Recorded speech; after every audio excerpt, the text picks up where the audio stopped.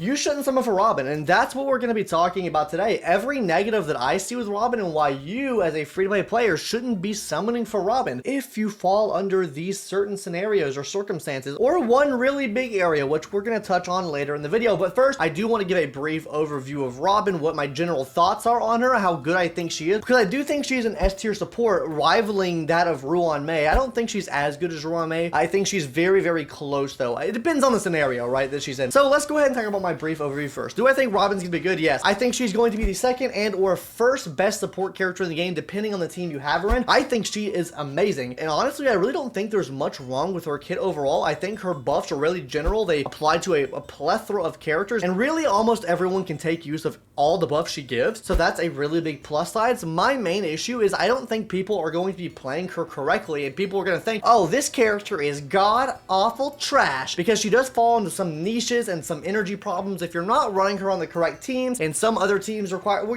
getting to that later. But overall, I do think she's good. Action advance, absolutely amazing. Though I have one caveat with that we'll mention later in the video as well, but I think the action advance is good. I think the attack bonus is good. I think the damage bonus is good. It is super good. She is super good. And if you want to pull on her, because if you don't have Ruan Mei, this is going to be an amazing option for your account, even though you might run into some issues, which we're going to talk about right now. Starting off with issue number one, which is I think the main issue that I really want to point out here, is people are not going to be building her right. People are not going to be using her right, because she does require a bit of speed tuning. She does require a bit of energy management. She requires different builds for different teams, and different teams give her different energy values. So a lot of different factors play into how good or bad that one might perceive Robin, right? And what do you mean by this, YouTuber? You just did all this jibber jabber for absolutely no reason. What do you mean she's going to be good or bad? What I mean by this is if you run her on a follow-up team, a full follow-up team, I'm talking Dr. Ratio, Topaz, Adventurine, and her, she's going to have her ultimate back up like that. Not even using her signature light cone. She's going to get her ultimate back up so quickly, you could blink and it would be back up. Because her kit relies on you attacking the enemy, and then you get energy back from those attacks, right? And follow-up attacks count as extra attacks. So that means Adventurine does a follow-up, bam! Dr. Ratio, follow-up. Oh, Numby, boom! Dr. Ratio, boom! Topaz again, boom! That's so much energy already, because she gets 2 energy per every time you use an attack. And since they all count as attacks, you're getting a lot of energy back. You're talking, you could probably get like a good 4 attacks in, maybe 5 attacks in, if you time up like Dr. Ratio's ultimate with Topaz, and then also Adventurine's ultimate with his effect, maybe even 6, right? You can just get so much energy. That's 12 energy, by the way, plus energy regen. You get more and more on top of that, right? On top of that, if she gets hit, she's getting energy as well, right? So there's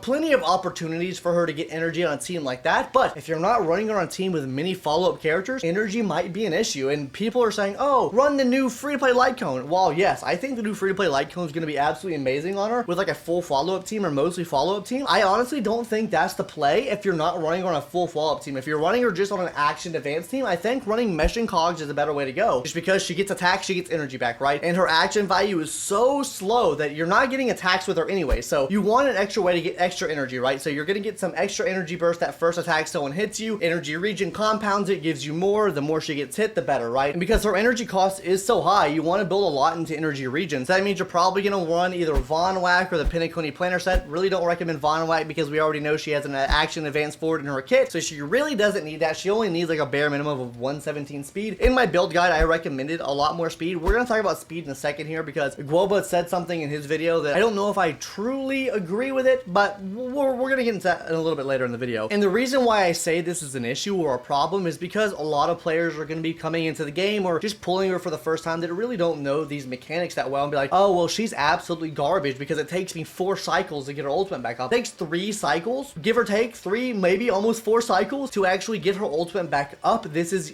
everyone hitting every single time as well. Obviously, this is not her getting hit, so if they're placing her near the edges where she's not getting hit much, she's not getting much energy back, then this could be a major issue. That's one of the main reasons why I wanted to bring this whole point up, is I don't think energy is an issue unless you're running her on the right team. So that leads us into point number 2 now, the speed issue. Now, Guoba said in his video, run 117 speed. I think running a max of like 120 speed is absolutely fine in most scenarios, but he brings up the points in his videos of, oh, well, you don't want to run more than 134 because you don't get benefit if A happens, B happens, C happens, or D happens, right? Or you need A, B, C, or D to happen, right? And I think that's going to happen more often than not. I think it's going to happen more often than you realize. Sure, for an optimized point of view, a completely optimized point of view, that's not going to happen. But for most players, that is going to happen, right? You are going to run into an issue where you come out of ult before you go into second phase. You're already running characters slow because you're like, well, if she advances forward my action 100%, then I can just forego speed to run attack percentage now, and we'll have a great day. And then you're going to run to the exact situation of why 134 speed is going to be the best for casual players. Now, like he said in his video, that is an optimized view, and I don't disagree with that. I think that is the best way to run her, but most players don't play this optimized way. I really don't think this character is for people that don't want to have to think too much, right? Because you can run Ruan Mei in the team. You don't really have to worry about energy concerns. You don't have to worry about any concerns like that, right? The main focal point of Ruan Mei's kit is damage bonus and then weakness break efficiency, right? That's like the main thing I see as her kit. People bring up, oh, well, damage bonus is like the main thing of Ruan Mei's kit or the res pin. No, I think it's just weakness break efficiency. Weakness break efficiency just brings so much extra to the table in terms of what you're able to do in a battle, and it's easier for casual players to clear the game with her. Now, I'm not saying that Robin can't be like that, but if it's a super casual player that doesn't really care much about effects, they like seeing the lights go off, they like just building them suboptimally, that's fine. I don't disagree with that at all. Run them how you want to run them. That's why I recommend 134 speed, though. I think people are going to get the wrong mindset of to run them slower, and they run into the issues exactly mentioned by Guoba because they just don't have the rest of the team optimized correctly with playing with Robin. I don't think you need as much optimization when playing with Ruan Mei that you need with Robin. That's another big thing, right? You need more optimization here. And on top of that, you're going to need some speed tuning as well, because if you don't have her speed tuned correctly, that means you're going to run into a situation, she gets her ult back up, and then you have the whole team to go, so that means you've wasted all the energy for the rest of the team, then you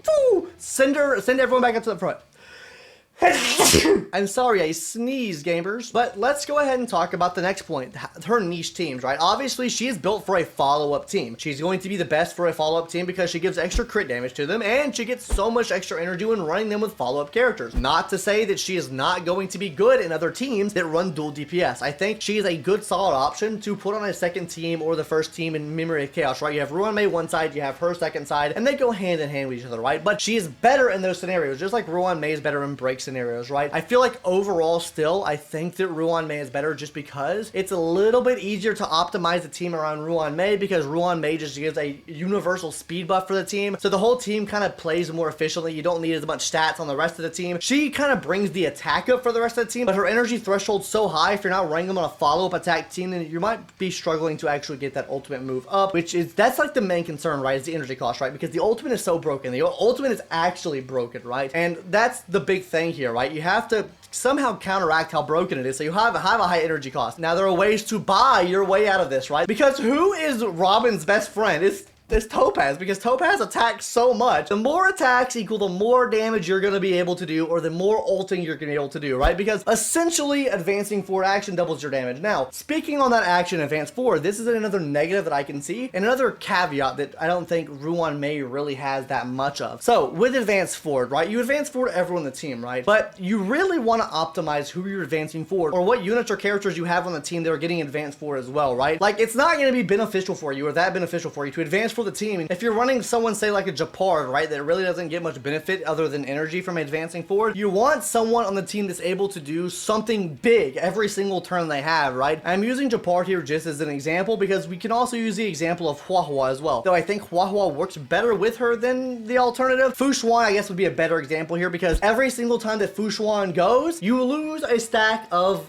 her ability, right, which makes her less SP efficient. You're having to use her ability more often. Bing bong, ding dong, down bad. You don't want to be using the abilities that have like a time limit on that character. Clara, for example, right? Clara, while she works well with her to give it energy back, you bring Clara back up to the front. That's one extra or one less turn that you're going to be having now on Clara's ultimate move. You just have to like really plan out the characters you're going to have on the team because there are some characters that don't want their action to be advanced forward. They want to be on the field as long as possible before their turn comes around. And there's some characters that absolutely love it. Honestly, most characters absolutely love it, but that's something else that needs to be planned around as well. Whereas I feel like this is just honestly a Ruan Mei Glaze Fest here. Ruan Ruan Mei doesn't have to worry about that really, right? Speed is universal. It doesn't have to worry about action advance forward, even though action advance forward is better. I think in that sense it's kind of overhyped, but when we get more units in the game, I think we'll see more diminishing returns from that aspect. But I think she's going to get better in the future as well, because we're going to get a lot more units that attack more often, that give her more energy and makes her more viable. I think she's a universally like accepted unit. I think she's going to be great for future-proofing your account. I think she's going to be amazing, right? But these are the reasons why I don't think you should summon on her, because let's be honest here, she's harder to build than Ruan Mei. She requires a little bit of planning when going into battles with her, more so than Ruan Mei would. Sparkle's just kind of unga boonga, use skill point, boom, use skill point, boom, and that's just kind of the whole case there, right? Like a lot of these videos that I've watched and seen on like running Robin is like, well, if you run Robin and you run Miss Bronya together, then she needs to be -1 SP. You have to skip a turn here. Like, most casual players are not going to do that. Most casual players just want a character that works, and that's kind of what Robin does outside of the ultimate move. The ultimate move is what's really holding that back, and I think the rest of her kit's fine, but I think people are going to be turned off by this. That's every negative though with Robin. She's a great unit. Pull for her if you want to pull for her. That's why you shouldn't summon for her, because she's not casual, and maybe the brain, the Unga Boonga brain, is not popping off, and you're going to be like, where's my ultimate? Anyways, guys, that's it. See you later. Bye. Stupid video, surely, right? Bye.